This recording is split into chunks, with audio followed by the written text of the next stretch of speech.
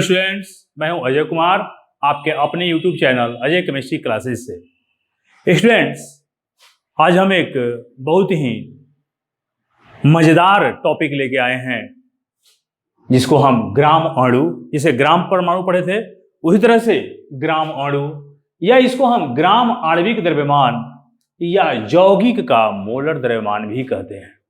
सबसे पहले आपको 10-20 सेकंड में आपको पढ़ाते हैं कि अणु द्रव्यमान, पहले हम अणु द्रव्यमान जान जाएं। जैसे मान लीजिए SO2 का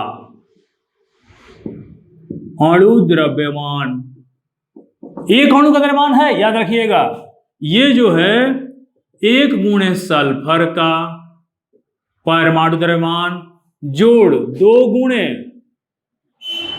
ऑक्सीजन का परमाणु द्रव्यमान, 1 गुणे सल्फर का 32 AMU, 2 गुणे ऑक्सीजन का 16 AMU, 32 AMU जोड़ 32 AMU 64 AMU।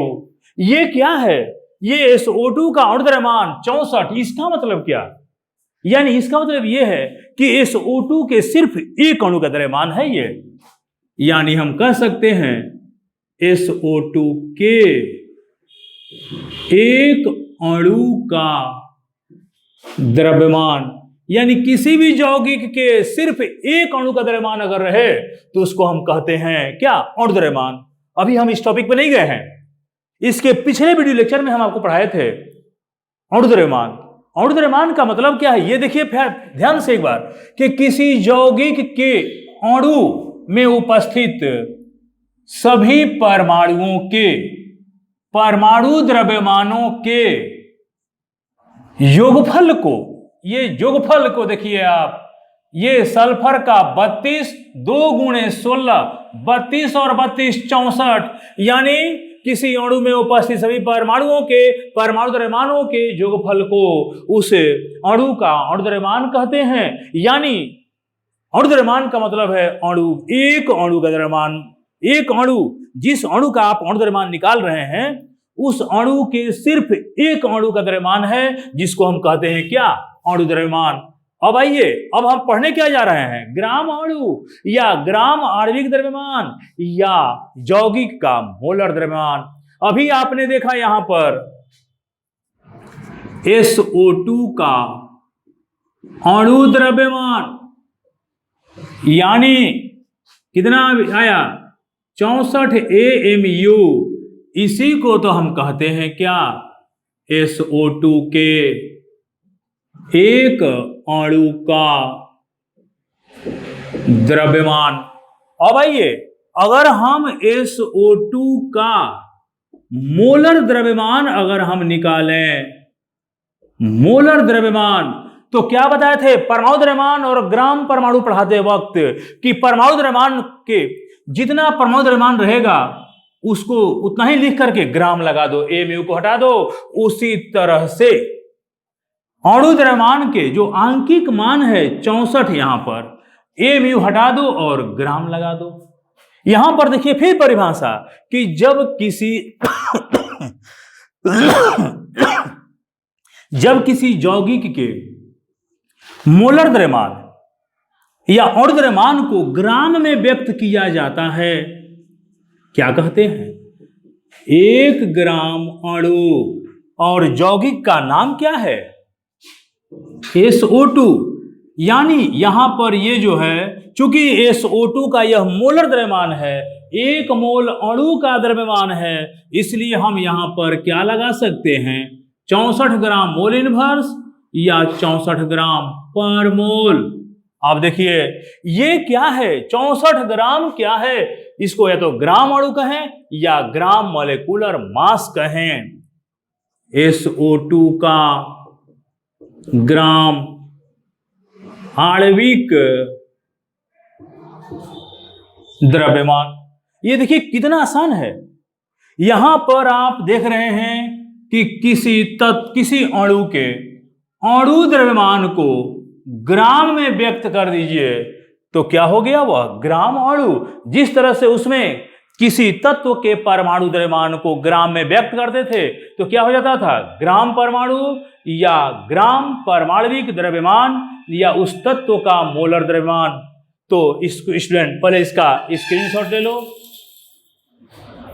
देखिए जैसे एग्जाम्पल एक और ले लो, दूसरा एग्जाम्पल, जैसे मान लीजिए आपका NH3 अमोनिया, क्या है ये, अमोनिया, अमोनिया का अणु द्रव्यमान, फिर आगे अणु द्रव्यमान, इसका मतलब है कि जो अणु द्रव्यमान आएगा वो अमोनिया के एक अणु का आएगा। यहां पर अमोनिया में कितना नाइट्रोजन है, 1 गुणा नाइट्रोजन, नाइट्रोजन का परमाणु द्रव्यमान जोड़ 3 गुणे हाइड्रोजन का परमाणु द्रव्यमान, 1 गुणे नाइट्रोजन का 14 AMU, 3 गुणे हाइड्रोजन का 1 AMU, 14 AMU जोड़ 3 AMU बराबर हो गया 17 AMU। यानी अमोनिया का जो अणु द्रव्यमान है यह अमोनिया के सिर्फ एक अणु का क्या है, अणु द्रव्यमान है। अब आइए, अब जरा अमोनिया का जो ये अणु द्रव्यमान आया है ना, इसमें पहले आप ऐसा कीजिए, 17 आया है ना, 17 को 17 लिख दो, AMU को हटा दो और यहां ग्राम लिख दो। जिस तरह से आपने परमाणु द्रव्यमान में किया करते थे आप, 17 बिल्कुल वही रहेगा, आपने ग्राम लगा दिया। जब किसी अणु के अणु द्रव्यमान को ग्राम में व्यक्त किया जाता है उसे क्या कहते हैं, 1 ग्राम अणु यौगिक, उस यौगिक का नाम है NH3। चूंकि यह 1 मोल का है, 1 मोल का द्रव्यमान है, इसलिए यहां पर क्या लगा देंगे, 17 ग्राम मोल इनवर्स, इसलिए इसी को कहते हैं NH3 का मोलर द्रव्यमान। अब आइए यहां पर NH3 के 1 मोल का, 1 मोल जैसे ही आ गया उसी को तो बोलते हैं मोलर द्रव्यमान। 1 मोल, मोलर शब्द मोल से बना है, और 1 मोल आपको पता है, एक जो मोल होता है 6.022 गुणे 10 के पावर 23, इसको एवोगैड्रो नंबर से व्यक्त करते हैं। एवोगैड्रोज नंबर, एवोगैड्रो की संख्या, ये जो है एक कांस्टेंट है। 1 मोल जब भी आप कहते हैं, यानी अमोनिया 17 ग्राम अमोनिया का मतलब क्या है कि 17 ग्राम अमोनिया में इतने परमाणु रहते हैं, इतने अणु रहते हैं, और इतने अणु का जो द्रव्यमान है, यहां देखिए NH3 के 6.022 गुणे 10 के पावर 23 अणु का जो द्रव्यमान होता है, और इतना बराबर होता कितना है, 1 मोल, इसीलिए इसको क्या कहते हैं, मोलर द्रव्यमान। इसीलिए 1 ग्राम अणु, 1 ग्राम अणु का परिभाषा क्या है कि जब किसी अणु में अणुओं की संख्या एवोगैड्रो संख्या के बराबर हो उसको 1 ग्राम अणु बोलते हैं, या 1 मोल का कहते हैं। यानी 1 मोल और 1 ग्राम अणु, 1 मोल और 1 ग्राम परमाणु, ये दोनों बराबर है, ये याद रखना। यहां पर जैसे 1 ग्राम, यानी ऐसे कीजिए, ग्राम अणु की संख्या बराबर मोल की संख्या, उसी तरह से ग्राम परमाणु की संख्या बराबर मोल की संख्या। ये देखिए आप, यानी number of gram molecules is just equal to number of moles and number of gram atom, ये ग्राम एटम की बात है इसकी, ठीक है। यानी जितना ग्राम परमाणु उतना मोल, जितना ग्राम अणु उतना मोल। तो इसको आप पहले स्क्रीनशॉट ले लो।